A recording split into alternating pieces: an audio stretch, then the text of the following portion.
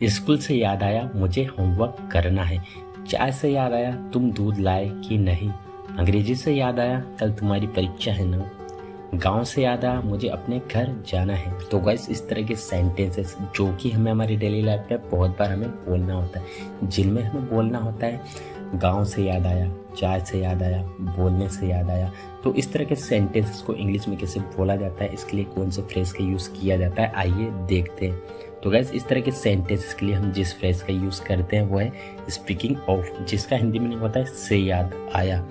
तो आइए इसको स्ट्रक्चर में कैसे यूज़ किया जाता है देखते हैं। तो सबसे पहले बोला जाता है speaking of plus noun object plus complete sentence, जो कि आपका किसी भी टेंस में हो सकता है। ये आपके ऊपर डिपेंड करता है कि आपको बोलना क्या है। तो आइए यहाँ पे कुछ एग्जांपल्स ले लेते हैं ताकि से और बेटर तरीके से सीख सके। स्कूल से याद आया मुझे होमवर्क करना है।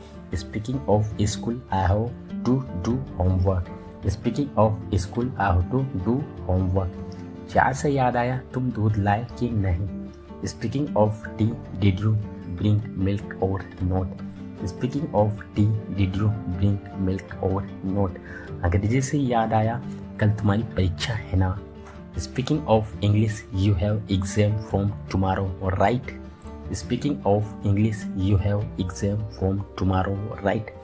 गांव से याद आया मुझे अपने घर जाना है। Speaking of village I have to go to my home. Speaking of village I have to go to my home. तुम्हारे भाई से याद आया वह आज आने वाला था।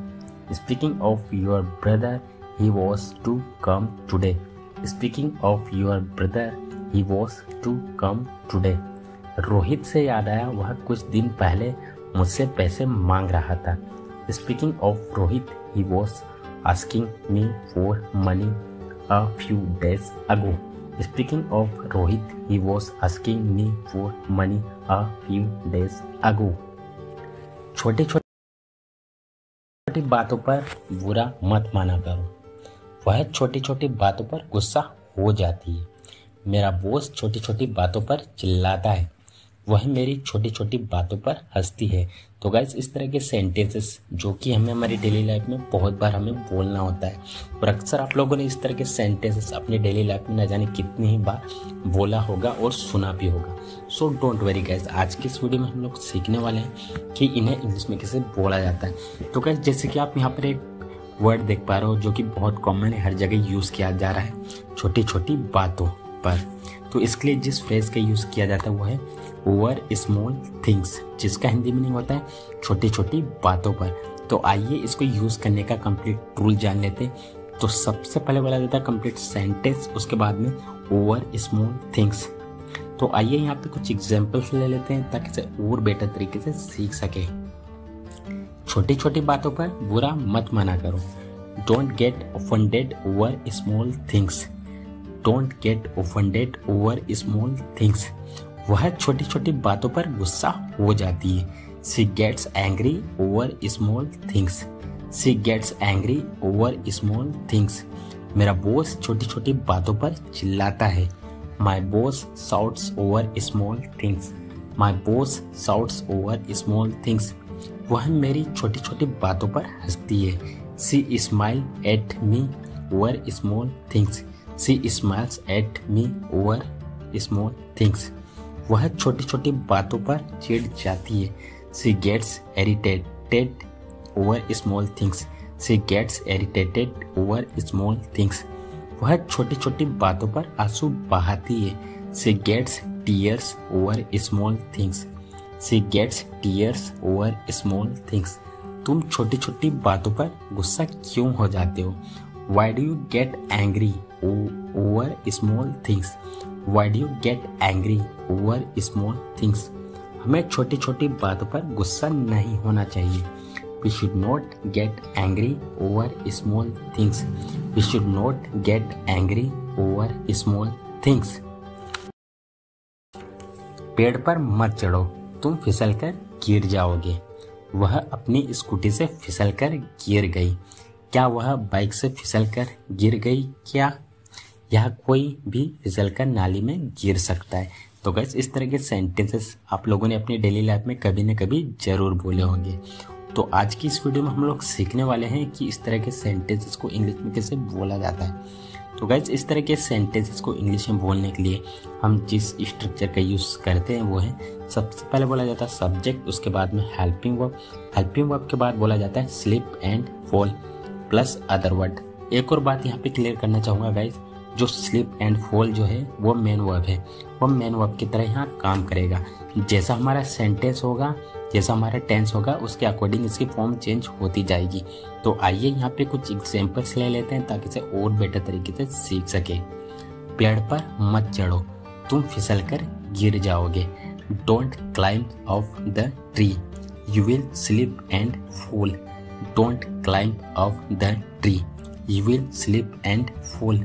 वह अपनी स्कूटी से फिसल कर गिर गई। She slipped and fell from her scooty. She slipped and fell from her scooty. क्या वह बाइक से फिसल कर गिर गई? Did she slip and fall from the bike? Did she slip and fall from the bike? यहाँ कोई भी फिसल कर नाली में गिर सकता है। Here anybody can slip and fall into drain. Here anybody can slip and fall into drain. मैं फिसलकर नीचे गिर गया। I slipped and fell down. I slipped and fell down. वह फिसलकर नदी में गिर गई। She slipped and fell into the river. She slipped and fell into the river. Guys अक्सर हमें हमारी डेली लाइफ में इस तरह के सेंटेंस बोलने होते हैं जिनमें हमें बोलना होता है जैसे कि तुझ में और मुझ में जमीन आसमान का फर्क है। हिंदी और इंग्लिश में जमीन आसमान का फर्क है। उसमें और उसके घर वालों में जमीन आसमान का फर्क था। स्कूल और कॉलेज में जमीन आसमान का फर्क है। तो गाइस इस तरह के सेंटेंसेस कभी न कभी आपने अपनी डेली लाइफ में इनका यूज किया भी होगा और बहुत बार सुना भी होगा। सो डोंट वरी गाइस, आज की इस वीडियो में मैं आप लोग को सिखाने वाला हूँ कि इन्हें इंग्लिश में कैसे बोला जाता है। गाइस यहाँ पे आप एक चीज देख पा रहे हो जो कि बहुत कॉमन है, हर जगह यूज की जा रही है, जमीन आसमान का फर्क होना। तो गाइस इसके लिए जिस फ्रेज का यूज किया जाता है वो है अ वर्ल्ड ऑफ डिफरेंस, जिसका हिंदी मीनिंग होता है जमीन और आसमान का फर्क होना। तो आइए इसको यूज करने के लिए कंप्लीट रूल जान लेते हैं। तो सबसे पहले बोला जाता है देयर, उसके बाद में इज या फिर was plus world of difference plus between, फिर उसके बाद में दो वर्ड लिखेंगे जिसमें आपको फर्क बताना है। तो आइए गाइस यहाँ पे कुछ एग्जांपल्स लेते हैं ताकि इसे और बेटर तरीके से सीख सके।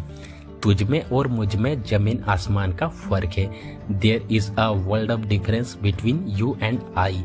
There is a world of difference between you and I. Hindi और इंग्लिश में जमीन आसमान का फर्क है। There is a world of difference between Hindi and English. There is a world of difference between Hindi and English. उसमें और उसके घर वालों में जमीन आसमान का फर्क था। There was a world of difference between her and her family. There was a world of difference between her and her family. School और कॉलेज में जमीन आसमान का फर्क है। There is a world of difference between school and college. There is a world of difference between school and college. अच्छाई और बुराई में जमीन आसमान का फर्क है। There is a world of difference between good and evil. There is a world of difference between good and evil. Salman और शाहरुख में जमीन आसमान का फर्क है। There is a world of difference between Salman and Shahrukh.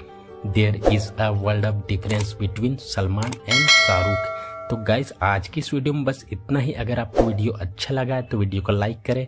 अगर आप हमारे चैनल पर पहली बार आए हो तो वीडियो को लाइक और चैनल को सब्सक्राइब करना ना भूलें।